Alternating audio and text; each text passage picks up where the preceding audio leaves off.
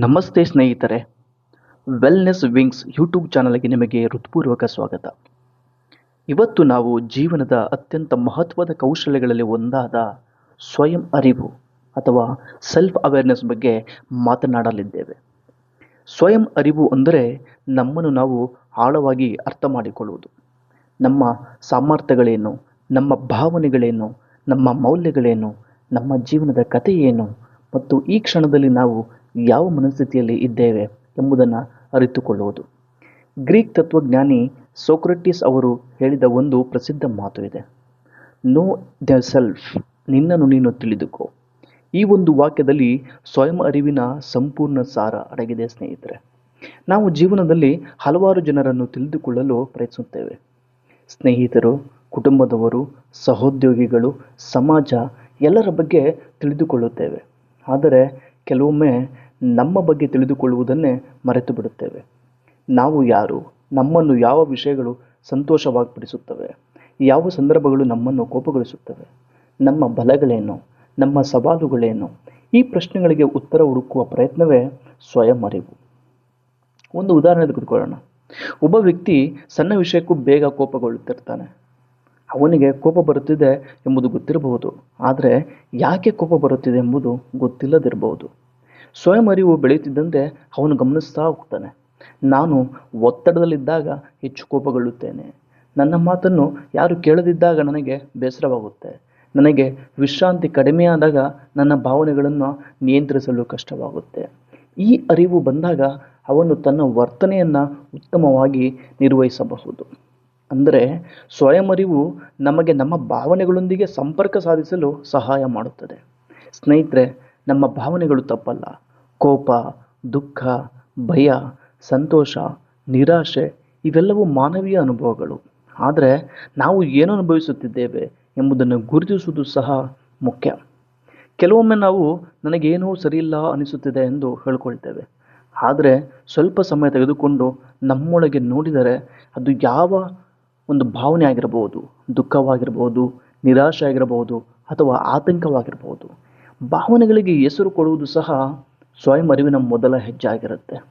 ಇನ್ನೊಂದು ಮುಖ್ಯ ಅಂಶ ನಮ್ಮ ಸಾಮರ್ಥ್ಯಗಳನ್ನು ಅರಿತುಕೊಳ್ಳುವುದು. ಬಹಳ ಜನರು ತಮ್ಮ ದುರ್ಬಲತೆಗಳ ಬಗ್ಗೆ ಹೆಚ್ಚು ಯೋಚಿಸುತ್ತಾರೆ, ಆದರೆ ತಮ್ಮಲ್ಲಿರುವ ಶಕ್ತಿಗಳನ್ನು ಗಮನಿಸುವುದಿಲ್ಲ. ಬಹುಶಃ ನೀವು ಒಳ್ಳೆಯ ಕೇಳುಗರಾಗಿರ್ಬೋದು, ಬಹುಶಃ ನೀವು ಸೃಜನಶೀಲರಾಗಿರ್ಬೋದು, ನೀವು ಮಕ್ಕಳೊಂದಿಗೆ ಉತ್ತಮವಾಗಿ ಕೆಲಸ ಮಾಡಬಹುದು, ಬಹುಶಃ ನೀವು ಕಷ್ಟದ ಸಮಯದಲ್ಲೂ ಶಾಂತವಾಗಿರಬಹುದು. ಇದೆಲ್ಲ ನಿಮ್ಮ ಶಕ್ತಿಗಳಾಗಿರುತ್ತೆ. ಈ ನಿಮ್ಮ ಶಕ್ತಿಗಳನ್ನು ಗುರುತಿಸಿದಾಗ ಆತ್ಮವಿಶ್ವಾಸ ಹೆಚ್ಚುತ್ತೆ. ಅದೇ ಸಮಯದಲ್ಲಿ ನಮ್ಮ ಸುಧಾರಣೆಯ ಅಗತ್ಯವಿರುವ ಕ್ಷೇತ್ರಗಳನ್ನು ಒಪ್ಪಿಕೊಳ್ಳುವುದು ಕೂಡ ಮುಖ್ಯ ಆಗುತ್ತೆ. ಸ್ವಯಂ ಅರಿವು ಅಂದರೆ ನಮ್ಮನ್ನು ಟೀಕಿಸುವುದಲ್ಲ. ಸ್ವಯಂ ಅರಿವು ಅಂದರೆ ನಮ್ಮನ್ನು ಪ್ರಾಮಾಣಿಕವಾಗಿ ನೋಡುವುದು. ನಾನು ಪರಿಪೂರ್ಣನಲ್ಲ, ಆದರೆ ನಾನು ಕಲಿಯಬಹುದು, ಬೆಳೆಯಬಹುದು ಎಂಬ ಮನೋಭಾವವೇ ನಿಜವಾದ ಬೆಳವಣಿಗೆಗೆ ಕಾರಣವಾಗುತ್ತದೆ. ಮನೋವಿಜ್ಞಾನಿ ಡೇನಿಯಲ್ ಗೋಲ್ಡನ್ ಅವರು ಹೇಳುವಂತೆ ಭಾವನಾತ್ಮಕ ಬುದ್ಧಿವಂತಿಕೆ ಪ್ರಮುಖ ಅಂಶವೇ ಸ್ವಯಂ ಅರಿವು. ನಾವು ನಮ್ಮ ಭಾವನೆಗಳನ್ನು ಅರಿತುಕೊಂಡಾಗ ಉತ್ತಮ ನಿರ್ಧಾರಗಳನ್ನು ತೆಗೆದುಕೊಳ್ಳಬಹುದು, ಉತ್ತಮ ಸಂಬಂಧಗಳನ್ನು ಕಟ್ಟಿಕೊಳ್ಳಬಹುದು, ಒತ್ತಡವನ್ನು ಪರಿಣಾಮಕಾರಿಯಾಗಿ ನಿರ್ವಹಿಸಬಹುದು. ಸ್ವಯಂ ಅರಿವು ಬೆಳೆಸಿಕೊಳ್ಳಲು ಕೆಲವು ಸರಳ ಅಭ್ಯಾಸಗಳನ್ನ ಮಾಡ್ಬೋದು ಸ್ನೇಹಿತರೆ. ಮೊದಲನೆಯದು, ದಿನಕ್ಕೆ ಕೆಲವು ನಿಮಿಷಗಳು ನಿಮ್ಮನ್ನು ನೀವು ಕೇಳಿಕೊಳ್ಳಿ. ಇವತ್ತು ನಾನು ಹೇಗೆ ಅನುಭವಿಸ್ತಾ ಇದ್ದೇನೆ, ನನ್ನ ಮನಸ್ಸಲ್ಲಿ ಏನು ನಡೆಯುತ್ತಿದೆ, ಇವತ್ತು ನನಗೆ ಸಂತೋಷ ಕೊಟ್ಟದ್ದೇನು, ನನಗೆ ಸವಾಲಾಗಿದ್ದು ಏನು, ಇದನ್ನು ಅರ್ಥ ಮಾಡ್ಕೊಳ್ಳಿ ಸ್ನೇಹಿತರೆ.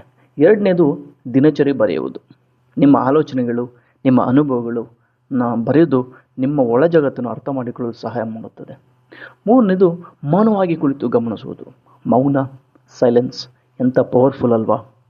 ಕೆಲವೇ ನಿಮಿಷಗಳಾದರೂ ಸಾಕು. ನಿಮ್ಮ ಉಸಿರಾಟವನ್ನು ಗಮನಿಸಿ, ನಿಮ್ಮ ಆಲೋಚನೆಗಳನ್ನು ಗಮನಿಸಿ, ಅವನ್ನು ತೀರ್ಪು ಮಾಡದೆ ಕೇವಲ ಗಮನಿಸಿ. ಈ ಅಭ್ಯಾಸ ನಿಧಾನವಾಗಿ ನಿಮ್ಮೊಳಗಿನ ಅರಿವನ್ನು ಹೆಚ್ಚಿಸುತ್ತೆ. ಸ್ನೇಹಿತರೆ, ಸ್ವಯಂ ಅರಿವು ಒಂದು ದಿನದಲ್ಲಿ ಬರುವುದಲ್ಲ, ಇದು ನಿರಂತರ ಪ್ರಯಾಣ. ನಾವು ಬೆಳೆಯುತ್ತಿದ್ದಂತೆ ನಮ್ಮ ಅರಿವು ಕೂಡ ಬೆಳೆಯುತ್ತದೆ. ನಮ್ಮ ಅನುಭವಗಳು ಬದಲಾಗುತ್ತವೆ, ನಮ್ಮ ದೃಷ್ಟಿಕೋನ ಬದಲಾಗುತ್ತೆ. ಆದರೆ ನಮ್ಮನ್ನು ನಾವು ಅರ್ಥ ಮಾಡಿಕೊಳ್ಳುವ ಪ್ರಯತ್ನವನ್ನು ಮುಂದುವರಿಸಿದರೆ ಜೀವನದಲ್ಲಿ ಹೆಚ್ಚು ಸ್ಪಷ್ಟತೆ, ಶಾಂತಿ ಮತ್ತು ಅರ್ಥಪೂರ್ಣತೆ ಸಿಗುತ್ತದೆ. ಇಂದಿನ ಈ ವಿಡಿಯೋವನ್ನು ಮುಗಿಸುವ ಮೊದಲು ಒಂದು ಸುಂದರವಾದ ಲೇಖನವನ್ನು ಹಂಚಿಕೊಳ್ಳಲು ಇಷ್ಟಪಡ್ತೇನೆ. ಕಾರ್ಲ್ ಯಂಗ್ ಅವರು ಹೇಳುತ್ತಾರೆ, ಹೂ ಲುಕ್ಸ್ ಔಟ್ಸೈಡ್ ಡ್ರೀಮ್ಸ್, ಹೂ ಲುಕ್ಸ್ ಇನ್ಸೈಡ್ ಅವೇಕನ್ಸ್. ಹೊರಗೆ ನೋಡುವವರು ಕನಸು ಕಾಣ್ತಾರೆ, ಒಳಗೆ ನೋಡುವವರು ಜಾಗೃತರಾಗಿರುತ್ತಾರೆ. ಆದ್ದರಿಂದ ನಿಮ್ಮ ಜೀವನದಲ್ಲಿ ಸ್ವಲ್ಪ ಸಮಯವನ್ನು ನಿಮ್ಮನ್ನು ನೀವು ಅರ್ಥ ಮಾಡಿಕೊಳ್ಳಲು ಮೀಸಲಿಡಿ ಸ್ನೇಹಿತರೆ. ಯಾಕೆಂದರೆ ನಮ್ಮ ಜೀವನದ ಅತ್ಯಂತ ಮುಖ್ಯವಾದ ಸಂಬಂಧ ಎಂದರೆ ನಮ್ಮೊಂದಿಗೆ ಇರುವ ಒಂದು ಸಂಬಂಧ. ಧನ್ಯವಾದಗಳು ಸ್ನೇಹಿತರೆ. ಈ ವಿಡಿಯೋ ನಿಮಗೆ ಇಷ್ಟವಾದರೆ ಲೈಕ್ ಮಾಡಿ, ನಿಮ್ಮ ಸ್ನೇಹಿತರೊಂದಿಗೆ ಹಂಚಿಕೊಳ್ಳಿ ಮತ್ತು ಇನ್ನಷ್ಟು ವೆಲ್ನೆಸ್ ಹಾಗೂ ಜೀವನ ಕೌಶಲ್ಯಗಳ ಕುರಿತು ವಿಷಯಗಳಾಗಿ ವೆಲ್ನೆಸ್ ವಿಂಗ್ಸ್ ಚಾನಲನ್ನು ಸಬ್ಸ್ಕ್ರೈಬ್ ಮಾಡಿ. ಮತ್ತೊಂದು ಉಪಯುಕ್ತ ವಿಷಯಗಳೊಂದಿಗೆ ಮತ್ತೆ ಭೇಟಿಯಾಗೋಣ. ನಮಸ್ಕಾರ.